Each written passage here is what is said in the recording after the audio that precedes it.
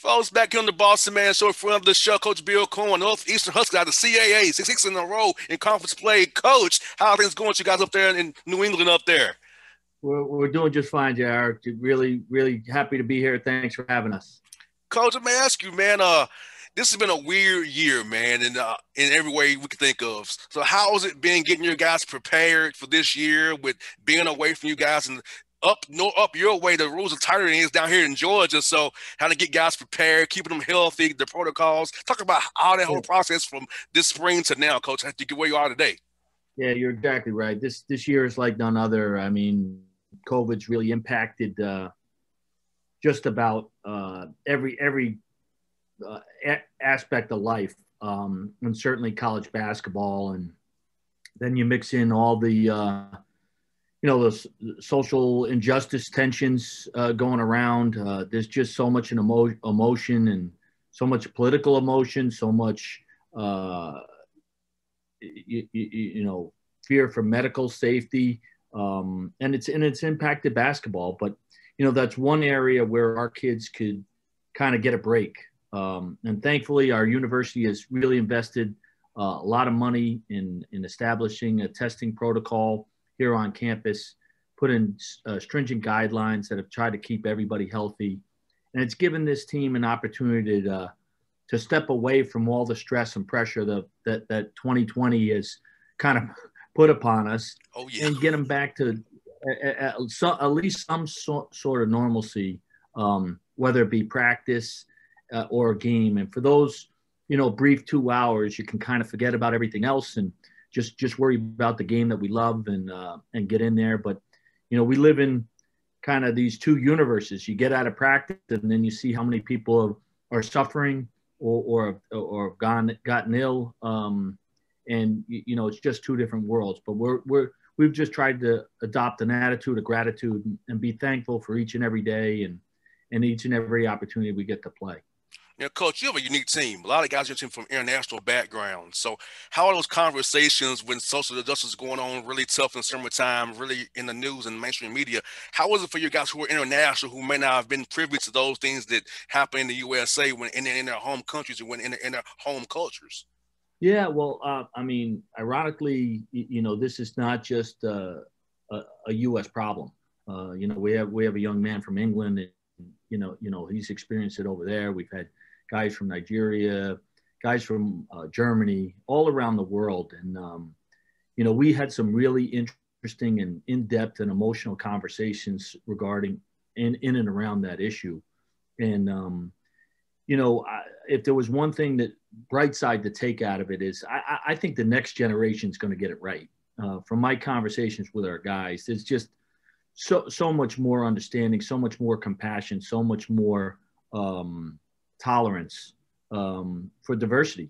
And, the inspiring thing, that's one thing that's great about coaching. You get to be around young people. And they're an amazing age group. They see the world the way they see it. And, to me, it just gave me hope that in the future, when this generation elevates, that, times really can change. And Coach, it's funny for me. I'm 33 years old. I never met my first white kids. I was 7 years old in 1994. And I live in Atlanta, travel baseball. I took baseball and sports. We didn't experience another culture because I never met a white kid until I was 7 years old playing travel baseball, which is, I know it's bad to say, but it's the honest reality. I lived it. And, that sports can bring us together because I'm like, there's a kid to me. I didn't realize at 7 years old, that's a white kid. So I was told, like, I was 7 playing travel baseball. I had no idea, Coach, about race at 7 years old like that. So I'm just making that point that say that, hey, the sports can unify us all and get us to experience different backgrounds. And now it's nothing to me. I don't care who you are, what your background is, because I've experienced it in college as well. I experienced different cultures. So for me, like you're right, being 33, being a millennial, and the guys below of me, I think they're going to really help us push us to that, as you said, that next level and get it right, as you said, Coach.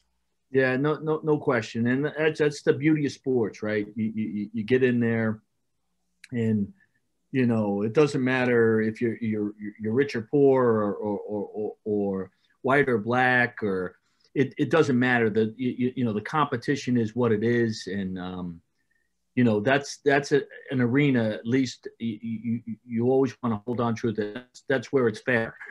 That's what I think, we aspire as society to be. And that's why sports can be a leader in this area, and really teach everybody how to get along and to progress. Coach, I didn't care about a race. I just want to win the game and keep going to tournaments and traveling. I didn't care. I'm a 7-year-old kid, man. I just wanted to win. That's it. No, I hear you. And Coach, it's speaking that even further, like for this radio show, it's a global show now. Like for me, I'm touching people in Europe, Africa, Asia, all over in Australia because of what the technology has global now. I'm right here in my base, you're in your office, but it's going to be for the whole world to hear. And it's going to be a message that resonates all over the globe because you said sports is a unifying thing. Like for my radio show locally, I'm from Chattanooga, Tennessee, to Macon, Georgia. All these people in between that hear this show live every Saturday morning and Sunday morning. So it's like for me, like knowing that I'm in a position now, Coach, to affect change and help people grow, it's like a burden I'm glad to take a leadership role in doing, because I know the platform God's given me is here to help others and grow our nation, help us be better all over the world through a platform like mine that I've been blessed with. Yeah, thank you for doing that. And I always like to say I coach basketball, but basketball, the basketball court is our classroom, and we really just teach life. Oh yeah.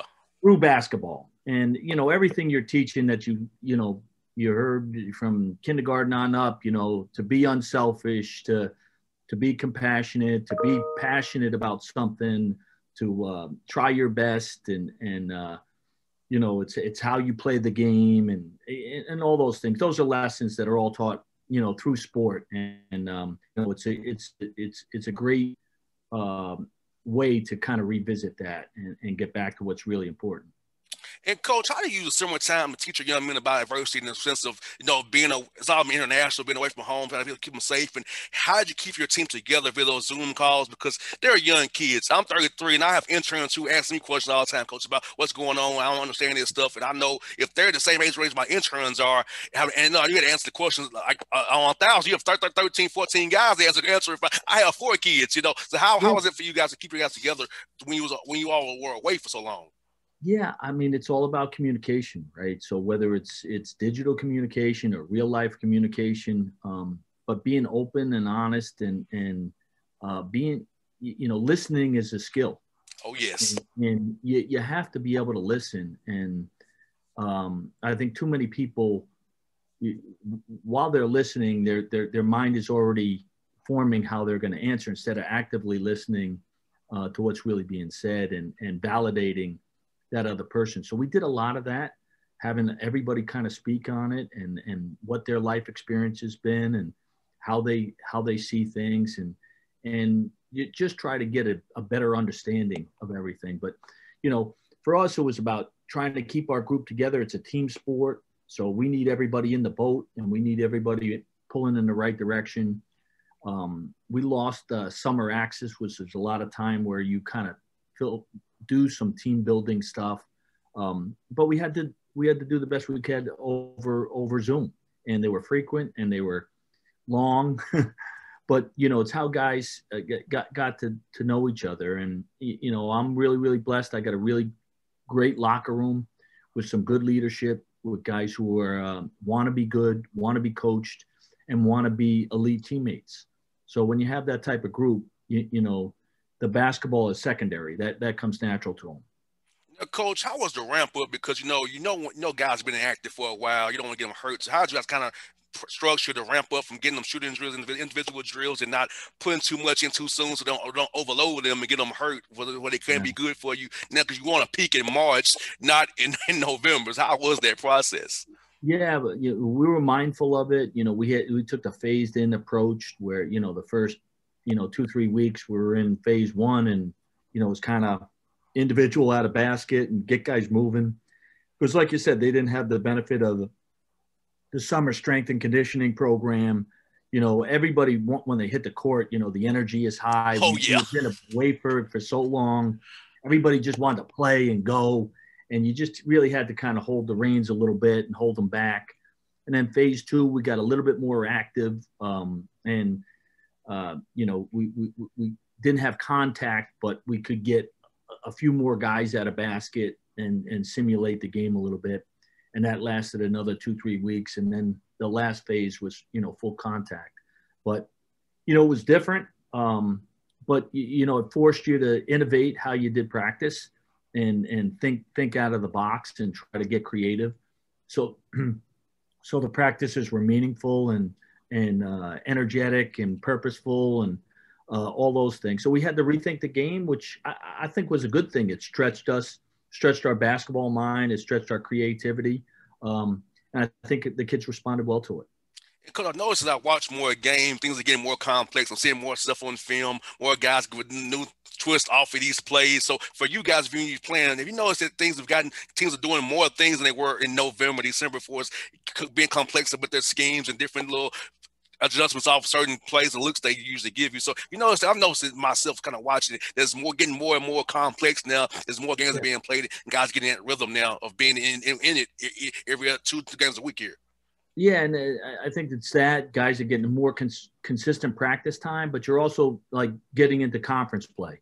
So, many of the coaches are going to kind of save some of their better stuff to when they get into conference play and, start with the basics in the non-conference. And then when you get a little bit more practice, you're going to get more intricate and more involved in terms of your sets and defensive schemes and so on. So, I would like to say there's 3 parts of the season: the non-conference, where you kind of test yourself against different styles of play. And we played a really tough non-conference schedule. I think it was like 17th in the country by ESPN. Went out, we were down in your way, played at Georgia. But then you get into conference play and, everybody kind of knows your trick plays and tendencies. And then you get into postseason, whether it's your postseason tournament or, the NCAAs or NIT, you're in a one and done mindset. And all 3 of those are different. We're in the middle of our conference play right now, and it's fighting against coaches that have prepared against you for years and years, players that have competed against one another. They know each other. They know all their trick moves and everything. So there's nothing easy in conference play. Coach, let me ask you about the non-conference schedule. How was it trying to schedule games when, like you said, the rules here in Georgia, out there in Massachusetts, the rules are very different for its fans, access. So how was it trying to schedule games with the quarantines and up Northeast versus coming down here where it's wide open? Yeah, it was really hard. We lost a couple of games, and in our region, like we're right downtown Boston, but in New England, New York, New England, there's 2 other leagues. The Ivy League had shut down. And the Patriot League was not playing non-conference games. So a lot of those opponents couple of those were on our schedule. We typically play Harvard every year and BU's, Boston University's across the way, Holy Cross is in our state. All those games kind of vanished off our schedule. And then, you get the pushback of the state. So scheduling was real time. You were literally talking on Sunday about potentially playing and then playing again a game on Tuesday or Wednesday of that week, which is very different from what it was in the past. But, we were able to put together a really competitive non-conference schedule. And like you said, up in the Northeast, there's no fans. It's very, very strict in terms of all that. And then even in our conference, like we just got back from Charleston and they had fans in the stands. And it just feels different. Oh, yeah. Now, Coach, speaking of the back-to-backs, how's that been? Because guys in the NBA, you see guys on second night of back-to-back, they're gassed. So how's it been for you trying to manage your guys on night 1, going to night 2, and trying to make sure you get that win on night 2, knowing that you played hard on night 1 there on that Friday night there? Well, I mean, you're going to want to win every game. So I don't know. In the NBA, they have load management and everything else. Schedule losses, as they always say. The schedule loss. Yeah. But I mean, for us, I think we have to manage our week leading up to that. How much we can take out of the kids' legs, over the course of the week, and be mindful of that. And then, we've talked to our guys about the 3 areas of preparation going into the game. And that's the physical, which is you got to get your body right and rehabbed and iced and hydrated and sleep and everything else that goes into getting your body right. And then, the mental, You might want to make a couple of adjustments, but you can't overcoach that situation between Saturday and Sunday night. And then the last one is emotional. And you see it in the NBA all the time when they get to playoff system, there's playoff time. You may win on game one, and game two is a totally different game. Oh yeah. And whether you won the first game, you're going to have either emotional advantage or disadvantage. And if you lose the game, you're going to have to deal with that emotion one way or another. So I'm managing that emotion. Like if you beat a team on the first night, they're going to come back hard the next day. And it's really going to be a dogfight. So you got to anticipate that. But I think you're seeing around college basketball a lot of splits. A team can win big on respect, particularly early in the year. You had teams win by 40 points one night and lose the next day. So it's been a challenge. But I think those are the three areas as a coach you have to be mindful of. You got a new coach you got to play this weekend. Mark Byington, my buddy from Georgia Southern, went to James Madison. How you seeing what his team is doing this year? Looking forward to coaching against him all these years going forward now. Yeah, he's doing a tremendous job. I mean, they had the preseason player of the year and leading returning scorer in the league, and Matt Lewis. And he, if you haven't seen him, he's a terrific college player. I mean, he's a 3-level scorer and just a really good ball handler, kind of a combo guard that playing them a little bit on the ball, off the ball. But Mark's doing a tremendous job. They're really well coached. Defending at a high level, and they have interchangeable parts. They shoot the floor, play with great pace. So we actually have them this weekend, so it's going to be a challenge. Oh yeah, I said, you gotta play my buddy Mark. Yeah, I saw him and said, man, I know he's always tough to deal with for sure. And then Coach Coen, last one I got for you is a little light question. What was your quarantine hobby? I was playing the guitar. Learn how to do some things on the guitar. What was yours?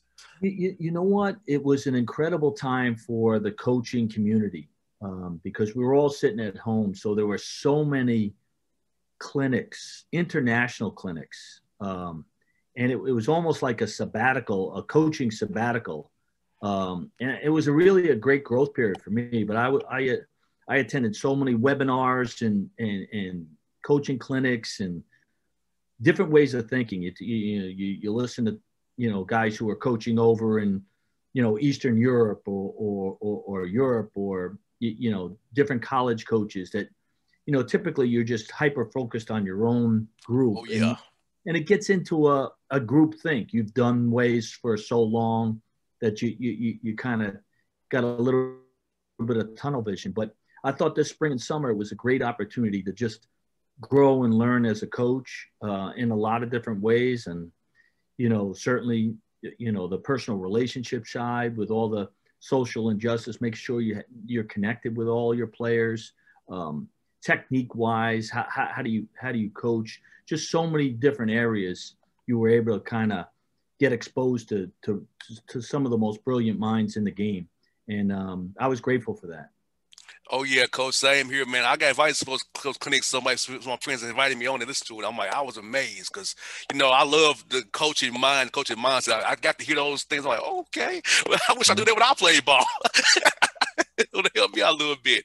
Now, Coach, thank you for your time. As always, Coach Coen, one of our favorites to talk to every year, man. Thank you as always, and be blessed, be safe, and hope to see you soon, man. I have an uncle who lives in Boston, in West Peabody, actually. So when I come up there when it all clears up, I'll try to give you a holler, see if you guys in the office come by and see you, man. That'd be great. No, always thanks for having me on. Thank you, Coach. Be good now. See you, buddy. All right. Bye.